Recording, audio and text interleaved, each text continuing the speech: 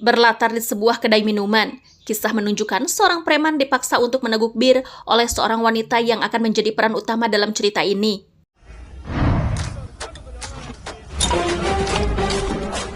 Wanita tersebut bernama Yogeswari atau melekat dengan sebutan Yogida.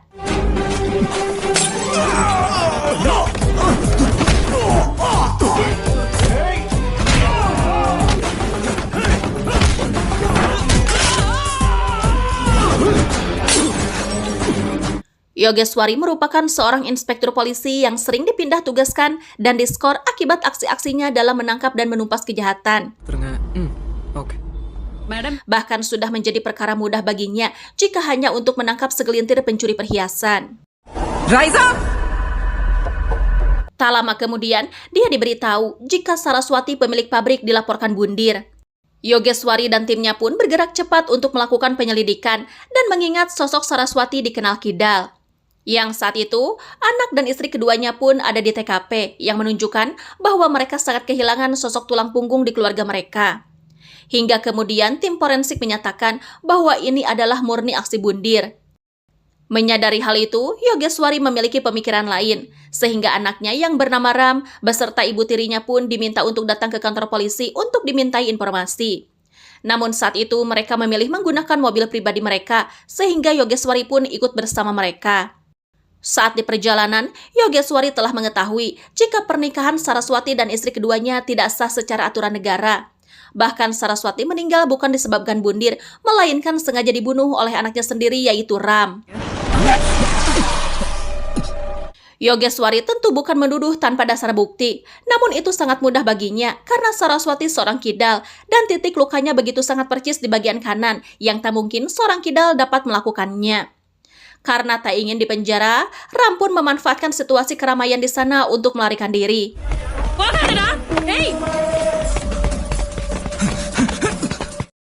Yogeswari pun terus mengejarnya, sehingga itu menunjukkan bahwa dia bukanlah wanita idaman pria bucin.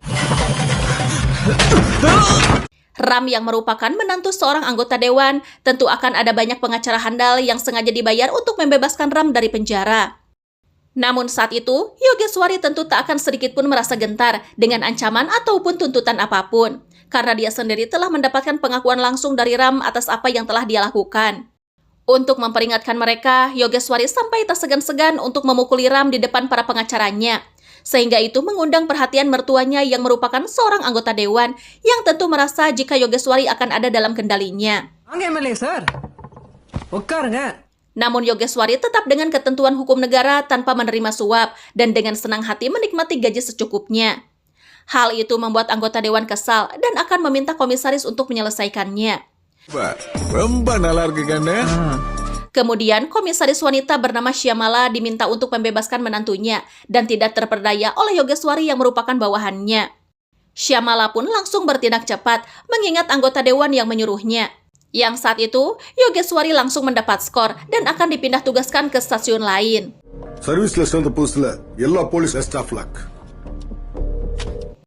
Cerita pun mengingat kisah 1 bulan sebelumnya di stasiun Pasar Padi Chennai, di mana saat itu seorang inspektur polisi dikejar-kejar sekelompok preman dan diperlakukan kejam meski di depan kantornya sendiri, dan mereka pun memasukkan inspektur tersebut ke dalam got pembuangan.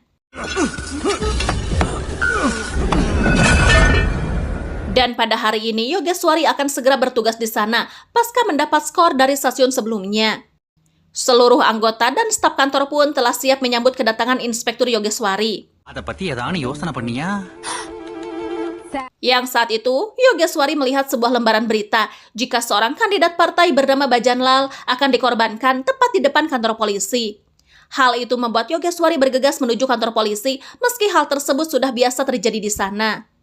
Para preman pun melakukan tindakan brutal terhadap polisi tersebut, tepat di depan mata para polisi yang hanya diam dan tak sedikit pun melakukan pertolongan.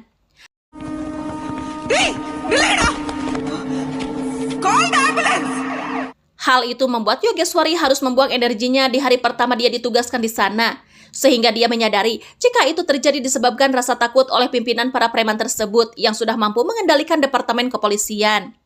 Tak ada yang berani menyebut namanya selain seorang tukang bunga bernama Vasanti yang memberitahu jika orang yang paling bertanggung jawab dalam hal itu adalah Johar Babu.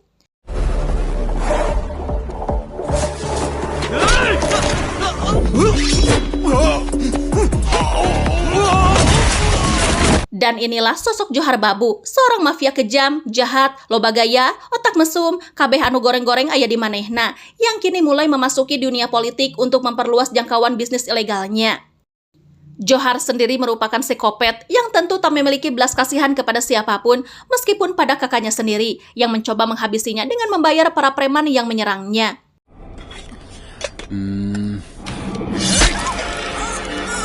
Johar pun segera mengunjungi kediaman kakaknya, yang saat itu dia tak segan-segan untuk menghabisinya di sana, berikut kakak iparnya, sekaligus anaknya pun diikut sertakan juga.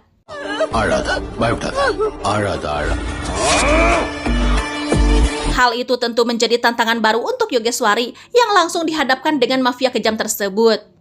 Yang saat itu, kepolisian diberitahu jika Bajanlal yang sebelumnya dilarikan ke rumah sakit kini telah meninggal, sehingga mereka diminta untuk kembali ke kantor polisi. Namun saat itu justru Yogeswari berpikiran lain dan memutuskan untuk langsung menuju ke rumah Johar Babu.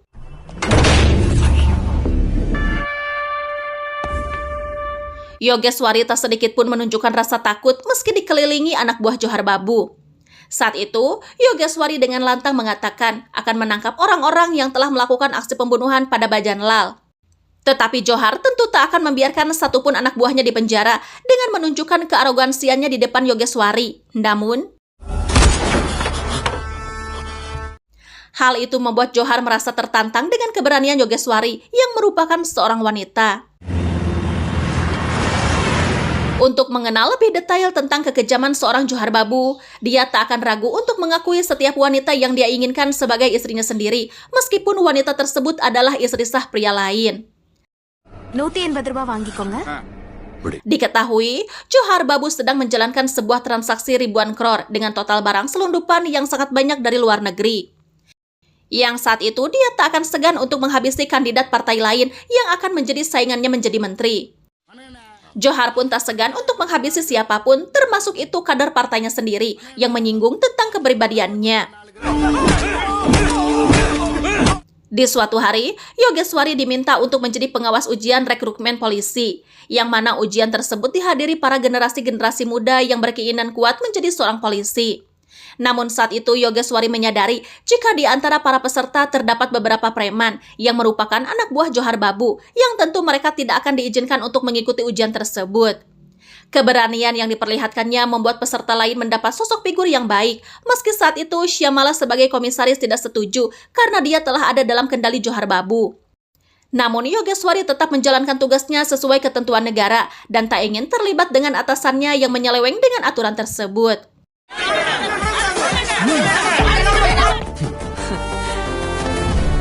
Namun saat di perjalanan, anak buah Johar Babu lainnya memberhentikan para polisi dan membebaskan tahanan. Mendengar itu, Yogeswari justru semakin bersemangat untuk menumpas jaringan Johar Babu. Mengingat hal kejam yang melibatkan inspektur sebelumnya, Yogeswari sangat heran mengapa semua polisi yang ada di sana hanya terdiam. Yang saat itu, Yogeswari diminta untuk mendengarkan saran anggotanya karena itu demi keselamatannya. Namun Yogeswari tentu tidak akan mundur demi menjaga kedaulatan negaranya. Kemudian Yogeswari menemui keempat pelaku pembunuhan inspektur sebelumnya dengan menunjukkan bahwa bukan hanya pria saja yang mampu bermain bola.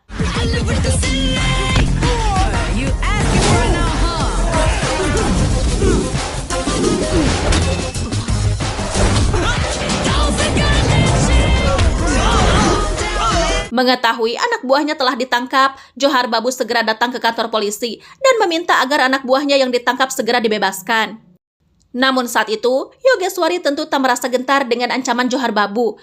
Bahkan dia tak ragu untuk menunjukkan bahwa dirinya bukanlah seorang wanita yang harus tunduk pada penjahat sekeras dan sekejam apapun itu.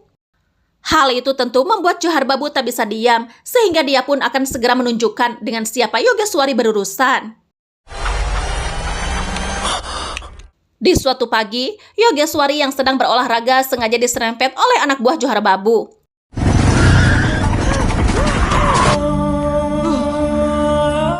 Hal itu membuat Yogeswari harus mendapat cuti di awal tugasnya, sehingga Syamala bertingkah seolah-olah akan menindaklanjuti pelakunya, meski sebenarnya dia sendiri telah bekerja sama dengan Johar Babu. Saat itu, Johar Babu memberi peringatan keras kepada Yogeswari untuk tidak berani kembali menyentuhnya, karena kali ini dia masih memberinya kesempatan hanya karena Yogeswari seorang wanita. Di sisi lain, salah satu regu tim cyber kejahatan bernama Lafarsan menemukan sebuah hal yang sangat besar yang akan sangat membahayakan generasi negara. Sehingga dia pun mencatat sebuah nomor kendaraan yang diduga menjadi armada pengangkut bahaya tersebut. Sedangkan Yogeswari sendiri terus menjalani masa pemulihannya. Hingga setelah kembali pulih, Syamala terus berupaya membuat Yogeswari tidak betah di sana, sehingga Yogeswari sangat geram dan ingin menampar atasannya itu. Namun itu tentu tak mungkin, karena Yogeswari sadar jika Syamala hanyalah seorang wanita yang mudah diperdaya saja. Kemudian, Yogeswari meminta semua anggota polisi berkumpul dan menyuruh untuk memasang papan pemberitahuan bahwa kantor polisi mereka tidak menerima segala bentuk suap apapun bentuknya. Karena Yogeswari ingin jika Departemen Kepolisian tertata dengan baik demi kelangsungan masa depan yang baik.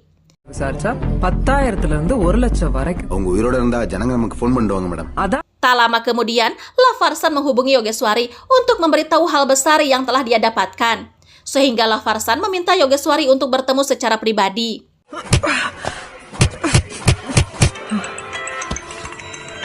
Saat mereka bertemu, Lafarsan menyebut dirinya sebagai putra inspektur yang beberapa bulan yang lalu dihabisi dengan sangat kejam. Dan sebab itulah, dia masuk ke tim cyber kejahatan dan mencari celah untuk menumpas apa yang sebelumnya sedang diselidiki oleh ayahnya. Saat itu dia memberitahu jika dirinya berhasil mengetahui percakapan rahasia Johar Babu bersama usahawan ilegal asal luar negeri untuk mendistribusikan obat terlarang dengan nominal transaksi ribuan crore. Obat tersebut tentu sangat berbahaya untuk kelangsungan masa depan generasi mendatang. Sehingga Lafarsan meminta Yogeswari untuk mencegah hal tersebut berhasil didistribusikan. Karena hanya Yogeswari lah yang dia percaya, mengingat Johar Babu harus membayar apa yang dilakukan terhadap ayahnya. Sehingga Lafarsan pun memberikan detail nomor mobil yang mengangkut obat tersebut.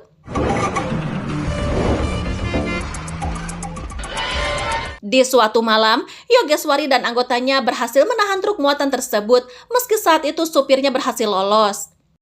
Namun setidaknya Yogeswari berhasil mengamankan isi muatan tersebut dan mencegah didistribusikannya hal yang akan menghancurkan masa depan anak bangsa.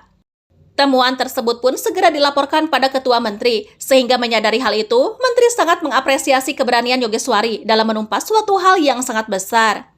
Yang saat itu, Yogeswari diminta untuk membakar isi muatan tersebut setelah didokumentasikan untuk bahan di persidangan.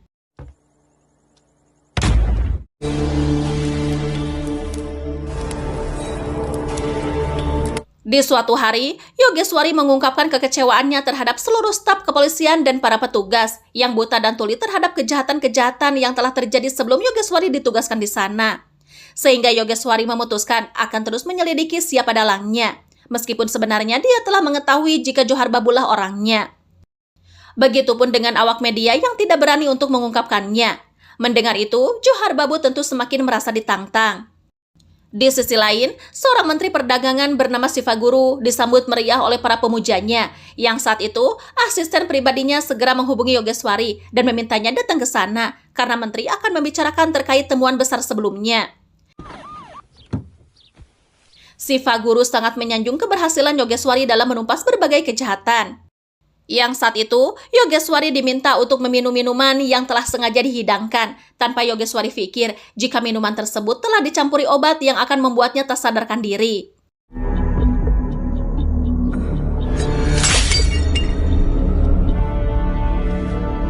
Karena ternyata, Sifaguru merupakan kakak Johar Babu, yang saat itu, Johar tentu akan sangat puas untuk melakukan apapun kepada Yogeswari, yang akan membuat Yogeswari tak akan lagi berani kepadanya. Di suatu hari, Johar Babu memandang nafsu pada Vasanti yang sedang berjualan bunga. Hingga kemudian, Sifaguru dinyatakan tewas mendadak setelah mengalami serangan jantung. Yogeswari yang kini kembali bertugas pun harus menyelesaikan beberapa kejahatan yang disebabkan oleh para preman pasar yang ingin mendapat kebebasan untuk menjual barang ilegal, sebagai bentuk kemarahan pasca kematian Sifaguru yang selama ini menaungi mereka, dan menurunkan bendera setengah tiang tanda kesedihan atas meninggalnya Sifaguru.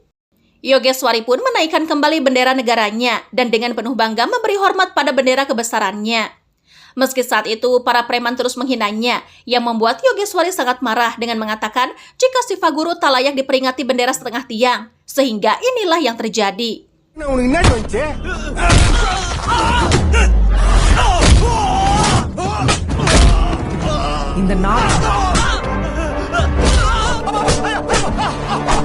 Setelah urusannya dengan preman selesai, Yogeswari pun hadir di pemakaman Shivaguru, yang saat itu dia menjabat tangan Johar Babu dengan berbisik bahwa dialah yang membunuh Shivaguru.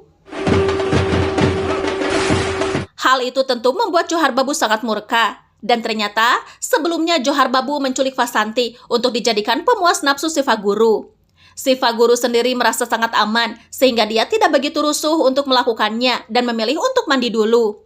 Kesempatan itu dimanfaatkan oleh Vasanti yang segera menghubungi Yogeswari. Menyadari hal itu, Yogeswari meminta Vasanti untuk tetap tenang dan mencari-cari alat di sekelilingnya. Selain menemukan senjata, Vasanti pun berhasil menemukan sebuah obat kuat dengan kadar tinggi, yang saat itu Vasanti diminta untuk melakukan sesuai perintah Yogeswari. Vasanti pun menambahkan obat tersebut ke dalam minuman Shivaguru dengan jumlah yang sangat banyak. Hingga kemudian, Shivaguru yang akan memperkaosnya pun kembali memasukkan obat tersebut, sehingga itu membuatnya overdosis hingga mengalami serangan jantung. Sesampainya di kantor, Yogeswari disambut dengan kerumunan warga yang meminta menghentikan aksi kebrutalan polisi. Hal itu membuat Yogeswari heran, namun ternyata Vasanti telah digantung di dalam penjara. Hal itu membuat Yogeswari syok. Di tengah kekacauan tersebut, Johar Babu datang dengan menunjukkan kesombongannya, yang padahal kematian Vasanti dilakukan oleh Johar Babu untuk membalas dendam atas kematian kakaknya. Kematian Vasanti membuat Syamala menjadikan Yogeswari sebagai tersangka, meskipun Yogeswari tentu tidak mengetahui hal tersebut. Sebelum pergi, dia tersengaja menguping pembicaraan telepon Syamala dengan Johar Babu yang memberitahu jika Johar Babu jangan terlalu terburu-buru untuk menghabisi Yogeswari sebelum Johar Babu menjadi menteri.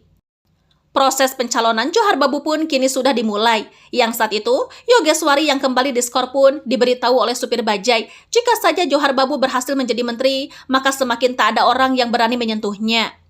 Kemudian, Johar Babu pun akan melakukan proses nominasi pada Komisi Pemilihan Umum. Namun saat itu, salah satu staf meminta agar Johar Babu tidak diizinkan untuk mengikuti pemilu, karena saat itu Johar Babu sedang menjadi topik berita televisi yang diduga telah melakukan pelecehan seksual, sehingga Johar Babu diminta untuk segera menghadiri pengadilan. Dalam proses pengadilan, Yogeswari lah yang menjadi korban dan saksi utama, berikut bukti-bukti kuat terhadap tuntutan pada Johar Babu. Saat itu, kuasa hukum Johar Babu tentu terus melakukan bantahan, meskipun sebenarnya Yogeswari sendirilah yang menjadi korban pelecehan tersebut. Hakim pun akan menerima tuntutannya jika saja pihak Yogeswari memiliki bukti yang sangat kuat. Dan tentu Yogeswari akan menunjukkannya yang membuat Johar Babu tak bisa berbuat apa-apa. Diketahui, saat tak sadarkan diri, Yogeswari pun dilecehkan. Yang saat itu, Shivaguru menghubunginya untuk menceritakan segala hal yang dilakukan Johar Babu di saat Yogeswari tak sadarkan diri. Meski dirinya hancur, namun Yogeswari tetap ingin menghukum mereka, sehingga seluruh percakapan tersebut sengaja direkam olehnya.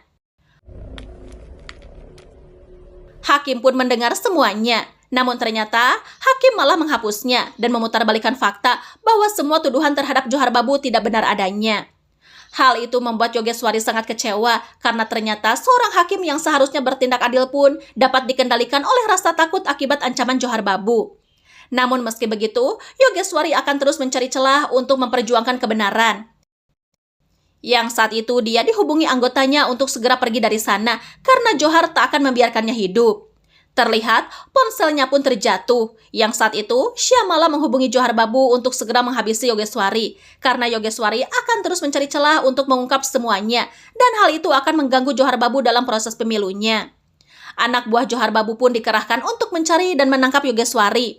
Namun saat itu Yogeswari tak ada di rumahnya. Hingga kemudian, Syamala meminta timnya untuk melacak kendaraan Yogeswari, sehingga kini Syamala pun tahu jika Yogeswari pergi ke dalam hutan. Kemudian, anak buah Johar Babu berhasil menemukan kendaraan Yogeswari, berikut Yogeswari yang sedang memohon pertolongan kepada dewa. Mengetahui hal itu, Johar Babu meminta agar anak buahnya segera memenggal kelapa Yogeswari untuk dibawa ke hadapannya. Namun itu tentu tak akan mudah karena Yogeshwari langsung melarikan diri.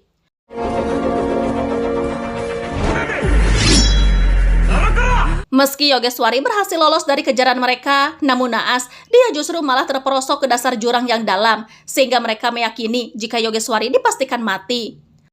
Hal itu membuat Johar Babu sangat senang karena tak akan ada lagi yang berani menyentuhnya. 15 hari kemudian, orang tua Yogeshwari tentu sangat khawatir setelah tidak ada informasi mengenai anaknya. Yang saat itu, inspektur baru pun telah ditugaskan di sana yang meminta seluruh data kasus Johar Babu. Terlihat, inspektur baru tersebut langsung mendatangi markas Johar Babu. Namun ternyata, inspektur tersebut pun berada di pihak Johar Babu yang langsung memberikan seluruh data hasil penyelidikan Yogeshwari untuk segera dihilangkan.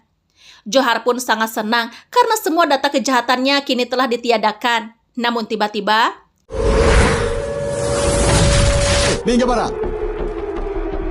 Yogeshwari ternyata masih bertahan hidup dan langsung memberikan hadiah kepada mereka.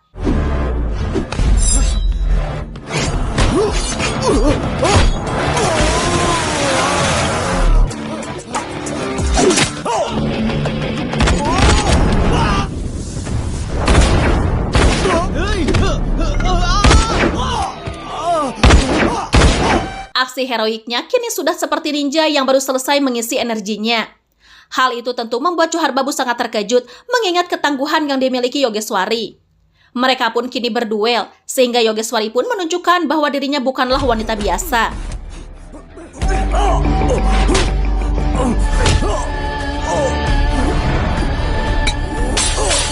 Yogeshwari berniat membawa Johar Babu langsung ke pengadilan. Namun saat itu, Johar Babu terus berontak dan menunjukkan kesombongannya, meskipun kini kematiannya sudah dipertaruhkan. Sehingga Yogeshwari pun memberikannya narkoboy secara paksa yang membuat Johar tak berdaya. Berita kematiannya pun segera tersebar luas yang disebabkan overdosis konsumsi narkoboy. Berikut Syamala yang kini dipecat dari jabatannya dan menjalani hukuman setelah dinyatakan bekerja sama dengan Johar Babu. Sedangkan Yogeshwari sendiri kini dipromosikan menjadi komisaris dan mendapat pengakuan baik dari pemerintah, mengingat segala keberanian dan pengorbanan yang dia lakukan demi menjunjung tinggi nilai hukum negaranya. Dan film pun berakhir. Oke teman film, itulah kisah dari film Yogida. Jangan lupa like, komen, dan subscribe bagi yang belum ya. Bye-bye.